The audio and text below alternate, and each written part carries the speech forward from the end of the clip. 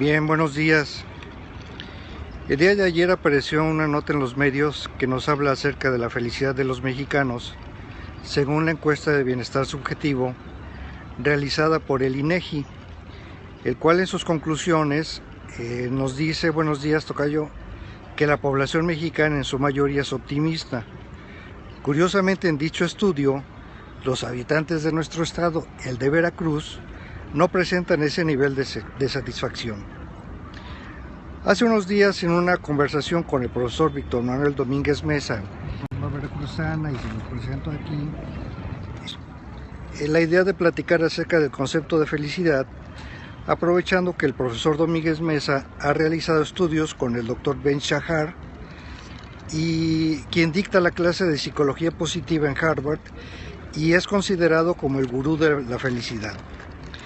Él recientemente ha estado en nuestro país, en donde el profesor Víctor Manuel tuvo la oportunidad de asistir a su curso.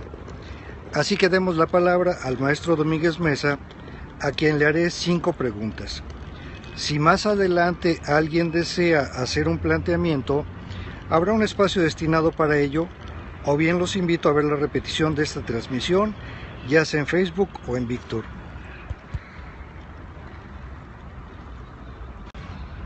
Buen día, profesor. Hola, amigo, buenos días. ¿Nos puedes decir qué es la felicidad? Bueno, definir a la felicidad es bastante difícil porque la felicidad no es una cosa, en realidad es un constructo, es un sentimiento, es como si quisiéramos definir el amor o el odio. Uno sabe que está enamorado, pero no sabe definirlo exactamente. Lo mismo pasa con el odio o con los sentimientos en general. Si tuviéramos que decir qué es la felicidad, podríamos decir que es la sensación de estar bien, de que la vida es buena, de que vale la pena vivirla, pero nos quedaríamos muy cortos porque para la ciencia, para la psicología positiva, a la felicidad se le llama bienestar subjetivo, es decir, es la sensación del sujeto de que las cosas marchan bien, de que la vida es buena.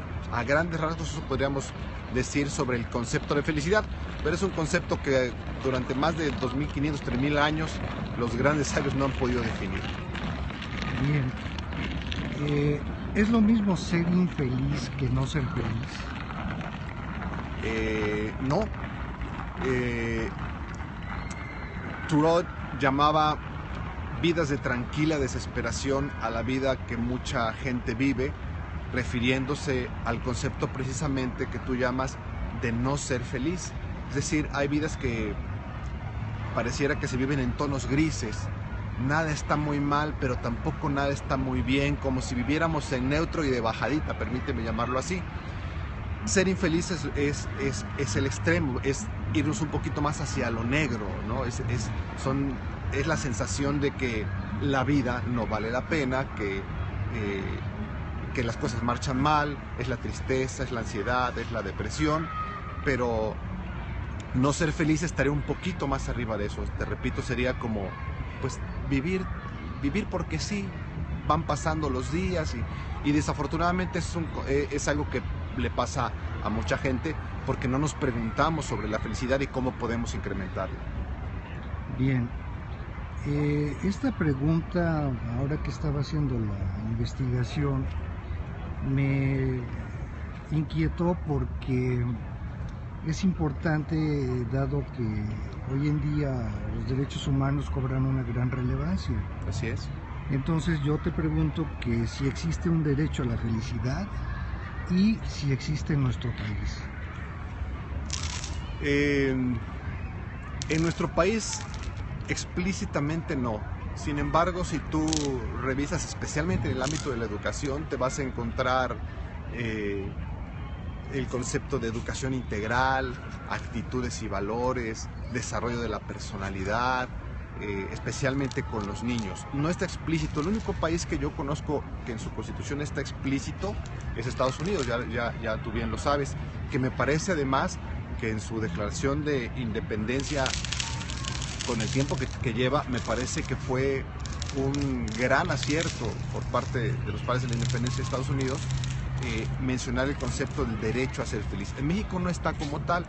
Quiero decirte que hay países, como, bueno, no es país, Bután es un principado cerca de Nepal, que mide incluso su Producto Interno Bruto y lo asocia a la felicidad. Sin embargo, en México no está explicitado como tal, aunque si bien se empiezan a manejar índices como los que tú manejabas, de Viare, es el concepto de la felicidad, ya se empiezan a manejar.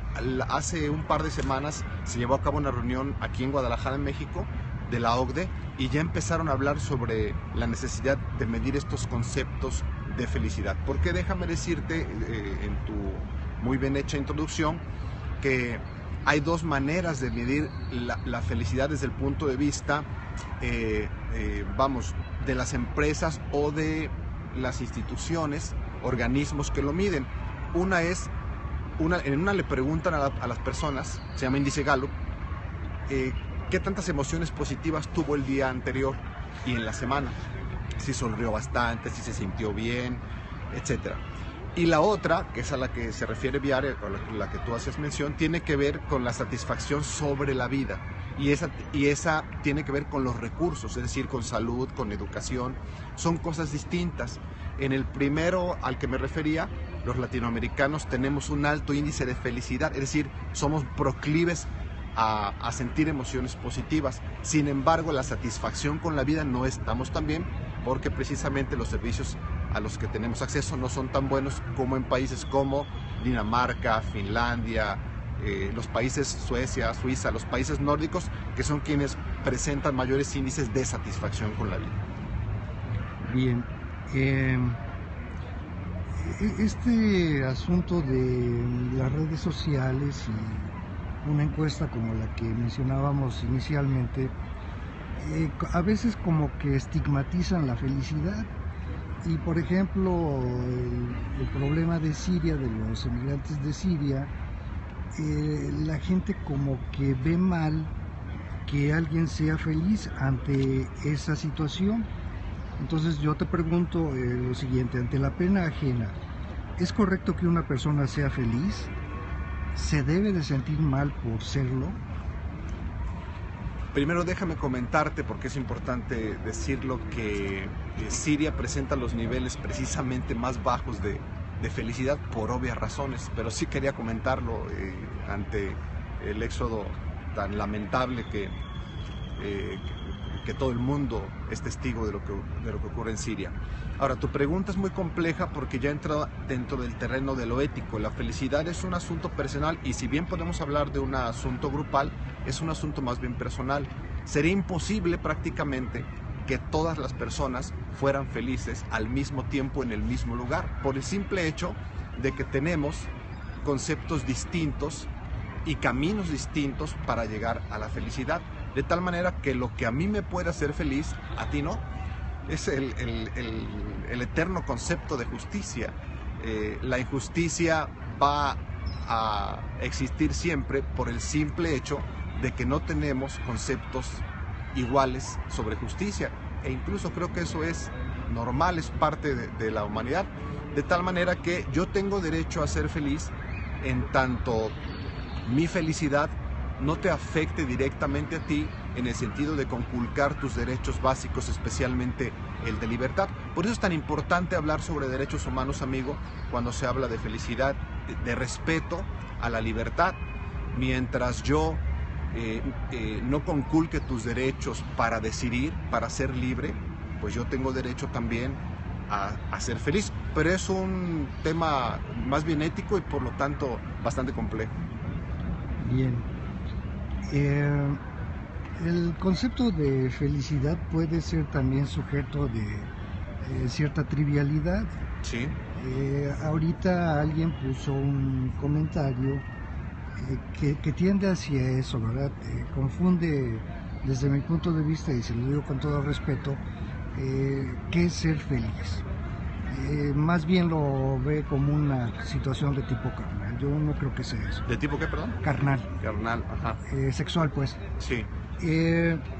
Entonces, mi pregunta es la siguiente: ¿se pueden dar tips o consejos para ser feliz? Y con eso cerraríamos. Sí, definitivamente se puede se pueden dar tips, conceptos, ejercicios para ser feliz, pero antes de eso déjame decirte algo porque es fundamental. Ser feliz, aprender a ser feliz es un derecho, debe ser un derecho humano y es una meta, un objetivo válido, importante, que debiéramos tener como muy presente, porque todos queremos ser felices. Tú no te vas a encontrar una persona que haga o que diga cosas para ser infeliz. No te vas a encontrar a alguien que te diga, mi meta en esta vida es que me vaya mal. Mi meta en esta vida es sentirme mal todos los días.